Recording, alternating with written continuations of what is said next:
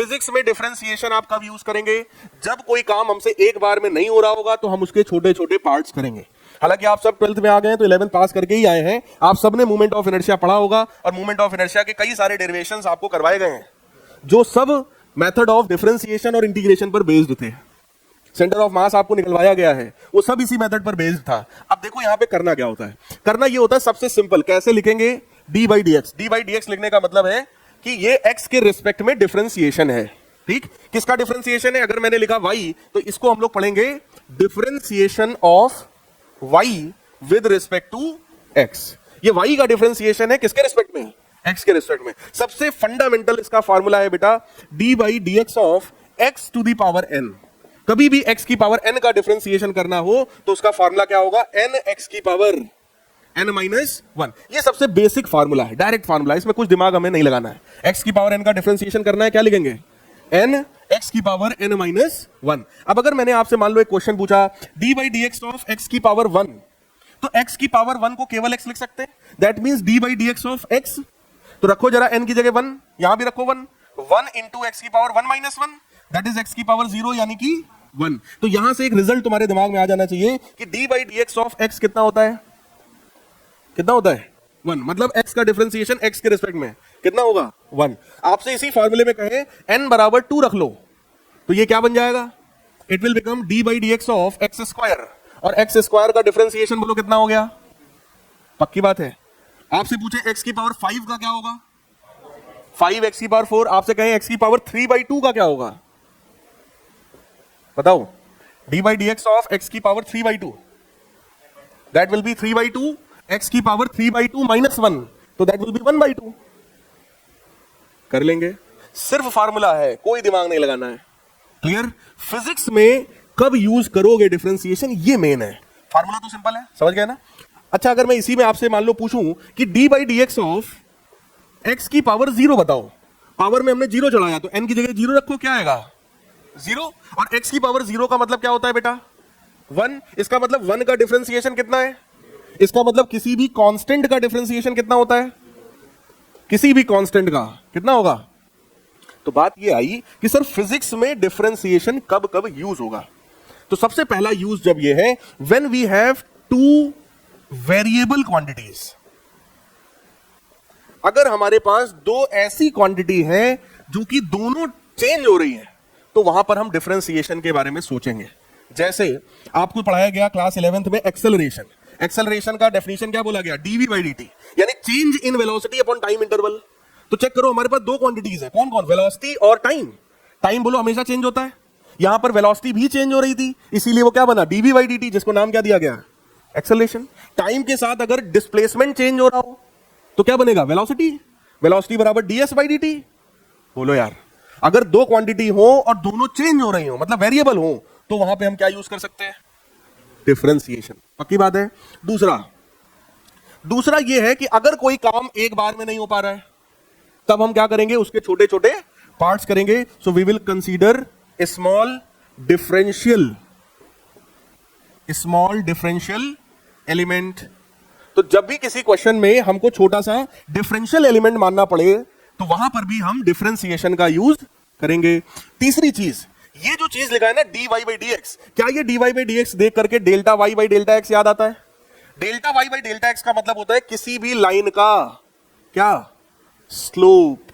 किसी भी लाइन का स्लोप। किसी भी लाइन का जो स्लोप होता है वो डिफरेंशिएशन से रिप्रेजेंट होता है। Delta y upon delta x, that is change in y upon change in x। Is it clear? Clear है? अब देखो इधर, इसका मतलब तीसरा यूज फिजिक्स में कहां आएगा? Graph analysis. कभी भी आपको ग्राफ बना के दे दें, ग्राफ पर बेस्ड कोई भी क्वेश्चन, और हर कॉम्पिटिटिव एग्जाम में एक दो क्वेश्चन ग्राफ पर आता ही आता है, चाहे केमिस्ट्री में आ जाए चाहे फिजिक्स में आ जाए। ग्राफ में बेटा सिर्फ दो ही चीज निकाली जा सकती हैं। क्या क्या? ग्राफ का स्लोप और ग्राफ के नीचे का एरिया। स्लोप का लेना देना किससे होता है? डिफरेंशिएशन से। यानी ग्राफ एनालिसिस में जब भी कभी ग्राफ के स्लोप की बात करेंगे तो आपके दिमाग में तुरंत क्या आना चाहिए? तो डिफरेंशिएशन को बहुत क्विकली हमने आपको बताया है। जो 11th में आप लोग जब रहे होंगे, जब तब पढ़ाया होगा तो शायद एक क्लास में डिफरेंशिएशन ही पढ़ाया होगा हमने, पूरी क्लास में डिफरेंशिएशन आप लोग को पढ़ाया था। अभी हमने बहुत क्विकली समझा दिया है कि आपके दिमाग में कुछ इसके हल्के फुल्के कॉन्सेप्ट्स आ जाएं, बाकी जब जब आएगा डेरिवेशन में तब तक मैं आपको ये चीजें एक बार याद कराता रहूंगा, ठीक है। तो डिफरेंशिएशन फिजिक्स में कितनी जगह पर यूज होगा? पहला ग्राफ में, दूसरा जब कोई छोटा एलिमेंट मानना पड़ जाए। छोटा एलिमेंट कब मानेंगे? जब हम पूरे की बात एक बार में कर नहीं पा रहे, मेरी मजबूरी है। हमको केवल पॉइंट चार्ज की वजह से आता था, पूछ लिया गया रिंग की वजह से, तो हम क्या करें? तो हमने कहा भाई छोटा सा एलिमेंट लो, एलिमेंट का आता है निकालना, तो उसको इंटीग्रेट करेंगे, पूरे का निकालेंगे। सही है। तो जब कोई एलिमेंट मानोगे तब हम डिफरेंशिएशन की बात करेंगे, या फिर जब दो वेरिएबल क्वांटिटीज होंगी तब हम डिफरेंशिएशन की बात करेंगे। क्लियर है इतना? अब इसी के उल्टे प्रोसेस में आते हैं। Just reverse process of this is integration.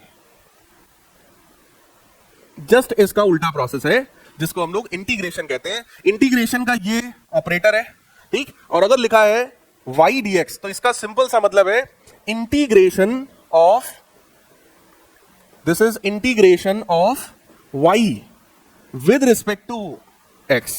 y का इंटीग्रेशन है किसके रिस्पेक्ट में? x के रिस्पेक्ट में। सबसे फंडामेंटल इसका एक फॉर्मूला देख लो, जैसे उसमें बताया तो केवल एक ही इसमें भी बता रहे हैं। x की पावर n का इंटीग्रेशन, x की पावर n का इंटीग्रेशन बेटा डायरेक्ट फार्मूला है x की power n plus 1 upon n plus 1। Simple. तो अगर मैं आपसे कहूं कि भाई x स्क्वायर का इंटीग्रेशन बताओ, तो क्या बताओगे? It will be simply x cube by 3। आपसे हम कहें इंटीग्रेशन x की पावर 7 बताओ, x की पावर 8 बाई 8। आपसे हम कहें x की पावर 1 का इंटीग्रेशन बताओ, तो it will be x square by 2। और x की पावर 1 हम छिपा भी सकते हैं, इसको सीधे हम ऐसे लिख सकते थे इंटीग्रेशन x dx। बोलो यार, x dx का इंटीग्रेशन पूछा गया तो वो भी कितना होगा? X square by 2। हम आपसे सीधे कहें इंटीग्रेशन ऑफ x बताओ, तो आप कहोगे सर यहां पे 1 लिखा है बस दिख नहीं रहा है। बोलो यार, और 1 का मतलब x की पावर 0, तो जरा चढ़ाओ यहां 0, क्या बनेगा? x की पावर 1 अपॉन 1 यानी कि x, यानी कि x। इसका मतलब बेटा अगर हमसे कहा जाएगा इंटीग्रेशन ऑफ dx तो हम क्या लिखेंगे? x। हमसे कहा जाए इंटीग्रेशन ऑफ dt तो हम क्या लिखेंगे? t, यानी टोटल टाइम। Any doubt? पक्की बात है। अब जैसे यहां पे चार्ज माना था, हमसे बोला जाए इंटीग्रेशन ऑफ dq तो हम क्या लिखेंगे? Total charge. सिंपल। क्लियर है? इंटीग्रेशन के दो टाइप होते हैं। Integration has two types. सबसे पहला है बेटा इनडेफिनिट इंटीग्रेशन, इनडेफिनिट इंटीग्रेशन, और दूसरा है डेफिनिट इंटीग्रेशन। इनडेफिनिट इंटीग्रेशन यही है जो आपने पढ़ा। जैसे आपसे कहा जाए एक्स स्क्वायर dx तो आप सिंपल उसकी वैल्यू बताएंगे एक्स क्यूब बाई 3। सिंपल। ये इनडेफिनिट इंटीग्रेशन है। लेकिन डेफिनिट इंटीग्रेशन का मतलब होता है अगर मैं लिख दूं एक्स स्क्वायर का इंटीग्रेशन 1 से लेकर 4 तक, 1 से लेकर 4 तक, तो ये जो 1 है ये कहलाता है लोअर लिमिट ऑफ x। क्या कहलाता है? It is lower limit of x। और ये 4 क्या कहलाएगा? It is upper limit of x। Any doubt? x की लोअर लिमिट से लेके अपर लिमिट तक। अब जब इसको मैं सॉल्व करूंगा तो बेटा एक्स स्क्वायर का होता तो यही है एक्स क्यूब बाई 3, लेकिन कहां से कहां तक है? इस बार 1 से 4 तक है। तो आप सबसे पहला काम करेंगे कि जो भी कांस्टेंट नंबर होगा उसको बाहर निकाल लेंगे। तो 1/3 कांस्टेंट बाहर हो गया। अब एक बार x की जगह अपर लिमिट रखो तो 4 का क्यूब बनेगा, माइनस लोअर लिमिट रखो तो 1 का क्यूब बनेगा। ये सब आपने किया होगा। 1/3 ऑफ ये क्या बनेगा? 64 माइनस 1 यानी कि 63/3 which will be equal to 21। अब सोचो इसमें जो आंसर आया वो एक कांस्टेंट नंबर आया, इसलिए ये इसका नाम क्या है? Definite integration. लेकिन यहां पर जो आया है वो एक्स क्यूब बाई 3 है, दैट इज वेरिएबल, तो इसको क्या बोलेंगे? अब बात ये आया कि सर ये दो टाइप को थोड़ा और बताइए। अब ये पूरा फील नहीं आया, तो पूरा फील आना कैसे आएगा? यहां से आएगा। देखो जरा ध्यान से, ये एक्स एक्सिस है, ये वाई एक्सिस है, ठीक। अगर मैं आपसे कहूं किसी सर्किल का एरिया बताइए तो क्या बोलेंगे? पाई आर स्क्वायर। आपसे कह रेक्टेंगल का बताओ, लेंथ इनटू ब्रेथ। पैरेललोग्राम का पूछे उसका बोलो, बता देंगे रोम्बस, ट्रायंगल, ये सब पता है, ठीक। ये सब चीजें जो सिंपल था वो हमें रटा हुआ एरिया, काम चल जाता है। लेकिन अगर मान लो कोई ऐसी चीज है, अभी कुछ है, इसके नीचे का मैं आपसे कहूं एरिया बताओ, कैसे निकालोगे? क्या कोई डायरेक्ट फार्मूला है? तो जब कोई काम हम एक बार में नहीं कर सकते मान लो हमसे कहा गया यहां से लेकर के यहां तक का एरिया बताइए, ठीक, तो हमको ये पूरा एरिया बताना है। अब हम ये काम डायरेक्ट नहीं कर पा रहे हैं, तो फिर हम क्या करेंगे, छोटे छोटे मतलब डिफरेंशिएशन की बात करेंगे पहले, बताओ यार। तो हम क्या करेंगे, यहां पर एक छोटा सा एलिमेंट यानी कि डिफरेंशियल एलिमेंट कंसीडर करेंगे, ठीक है। इस डिफरेंशियल एलिमेंट की ये वाली जो हाइट है बोलो ये हमें पता होगी y, और ये जो छोटा सा इसका थिकनेस होगा, क्योंकि बहुत छोटा है इसलिए इसको मैं dx लिख सकता हूं, बोलो सही है। और ये जो छोटा सा एलिमेंट है ग्रीन कलर का, क्या इसका एरिया हमको पता है? यस, हमको पता है इसका एरिया। सर ये रेक्टेंगल है, बोलो यार, बताओ भाई। हमको पूरे का एरिया नहीं आता था, लेकिन हमने एक छोटा सा एलिमेंट बनाया, इसका एरिया हमको पता है क्योंकि ये रेक्टेंगल है, बोलो यार। ये बोलो थिकनेस कितना है dx, और ये कितना है, तो एरिया कितना हुआ y dx, बोलो भाई एरिया कितना हुआ। अब क्योंकि वो छोटे से इस ग्रीन वाले स्ट्रिप का एरिया है, तो वो एरिया बहुत छोटा सा होगा, that will be equal to y into dx। ये काम किसका था, डिफरेंशिएशन का। अब हम किस में आएंगे, क्यों, क्योंकि हमको पूरा एरिया चाहिए। अब पूरे एरिया के लिए क्या करना पड़ेगा जरा समझो। ये वाला जो आपने स्ट्रिप माना है, बिल्कुल ऐसा ही स्ट्रिप बगल में एक और मानो, क्या उसका भी एरिया पता होगा। ऐसे ही एक और बगल में मानो, क्या उसका भी पता होगा। ऐसे ही एक और बगल में मानो, ऐसे ही इधर मानो, छोटे छोटे छोटे छोटे छोटे छोटे बहुत सारे स्ट्रिप्स मानते चले जाओ, सबका एरिया पता है, सबको उठा के जोड़ देना, टोटल एरिया आ जाएगा। बोलो यार, कर पाएंगे, ठीक। लेकिन अब मैटर ये आया कि सर छोटे छोटे तो बहुत सारे हो जाएंगे, छोटे छोटे ऐसे देखोगे तो इनफाइनाइट स्ट्रिप्स हो जाएंगे, तो सर सबका कैसे कितना समय लग जाएगा, जोड़ तो लेंगे, लेकिन कितना समय लग जाएगा सर, बहुत टाइम लगेगा। तो उसके लिए एक मेथड बनाया गया जिसका नाम है इंटीग्रेशन। तो इंटीग्रेशन का लेना देना किससे होता है, किसी भी ग्राफ के नीचे के एरिया से लेना देना होता है इसका, that is area under the graph. So integration is a method for finding any unknown area. तो ये जो अननोन एरिया है, इस पूरे एरिया को निकालने का तरीका क्या है, इंटीग्रेशन, ठीक। तो हम क्या करेंगे, हम इसी को दोनों तरफ इंटीग्रेट करेंगे। तो बोलो dq का अगर इंटीग्रेशन q है, तो dA का इंटीग्रेशन, a मतलब टोटल एरिया, a मतलब टोटल एरिया, और वो टोटल एरिया बेटा कितना आएगा, integration of y with respect to x, जिसमें x एक्सिस है और y एक्सिस है।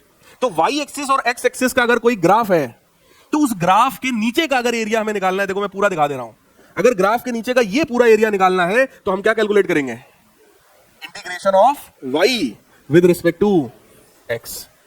कुछ बात समझ में आया। तो इंटीग्रेशन में हम बता रहे थे दो तरह का होता है, डेफिनेट, इनडेफिनेट। देखो यहां पे हमसे बोला गया एक्स स्क्वायर dx इंटीग्रेट करो, सही है। इंटीग्रेशन का मतलब क्या है, एरिया अंडर द ग्राफ। तो आप कहोगे सर एरिया निकालना है, बात समझ में आई, कितना एरिया निकाले, हमने कहा हमें नहीं पता, तो आपने जितना निकाल पाए निकाला, और निकालने के बाद क्या लिख दिया, प्लस सी, क्योंकि यहां पे हम कंफर्म नहीं है कि टोटल कितना एरिया हमको निकालना है, ये हम कंफर्म नहीं है, इसलिए हमने जो भी कर पाए हमने फार्मूला लगाया और फिर प्लस सी लिख दिया, सी का मतलब कांस्टेंट। तो जितना एरिया हम निकाल पाए हमने निकाला, और जो बचा कुचा एरिया वो सब किस में आ गया, सी में आ गया। लेकिन अगर हम डेफिनेट की बात करें, तो हमने पक्का बता दिया कि हमको 1 से लेके कहां तक चाहिए। अगर मैंने कंफर्म कर दिया कि 1 से 4 चाहिए, तो ना तुम 4 के आगे बढ़ सकते, ना तुम 1 से पीछे जा सकते, इतना ही चाहिए। अब बोलो ये जो अगर फिक्स हो गया, तो इसकी वैल्यू भी कांस्टेंट होगी, पक्की बात है। और जब फिक्स नहीं है, हो सकता है तुम 1 से 3 तक पूछते, हो सकता है 1 से 2 तक पूछते, या हो सकता है तुम 0 से लेकर इनफाइनाइट तक पूछते, तो उसका फिर हमें एरिया कंफर्म नहीं था, इसलिए हम प्लस सी करें। तो जितने भी इनडेफिनेट इंटीग्रेशन होते हैं बेटा, उसमें प्लस सी कर दिया जाता है। और डेफिनेट इंटीग्रेशन का वो एक पर्टिकुलर मेथड होता है, upper limit minus lower limit वाला। इतने में कोई डाउट हो तो बताइए, क्लियर है। तो फिर से बात आई, सर ठीक है, जैसे आपने उसमें बताया वैसे यहां भी बताइए कि इंटीग्रेशन कहां कहां पर यूज होगा, बताओ भाई। सबसे पहला फिर से वही, क्या, एरिया अंडर द ग्राफ, यानी कि जब भी आपसे ग्राफ एनालिसिस की बात करेंगे, तो आपके दिमाग में तुरंत आना चाहिए डिफरेंशिएशन एंड स्लोप की बात कर रहे हैं तो डिफरेंशिएशन, एरिया की बात कर रहे हैं तो इंटीग्रेशन। दूसरा है कि अगर हमने कोई डिफरेंशियल एलिमेंट मान रखा है, कोई भी अगर डिफरेंशियल एलिमेंट है, तो उस एलिमेंट को जैसे ही इंटीग्रेट करेंगे, बोलो पूरे की बात हो गई। अभी हमने डेरिवेशन जो अभी हम लोग ने छोड़ रखा है बीच में, उस डेरिवेशन में हमने क्या किया, छोटे से डीक्यू चार्ज की वजह से इलेक्ट्रिक फील्ड निकाल लिए। अब हम क्या करेंगे, उसका इंटीग्रेशन, ताकि टोटल इलेक्ट्रिक फील्ड हमको मिल जाए, क्लियर है। और और कहां पर यूज हो सकता है इंटीग्रेशन का? अगेन जहां पर टू वेरिएबल क्वांटिटीज हो, जहां पर दो वेरिएबल क्वांटिटीज हो वहां पर हम इसकी बात करेंगे। क्लियर है? अब आते हैं अपने इंटीग्रेशन यानी कि अपने उस डेरिवेशन पर।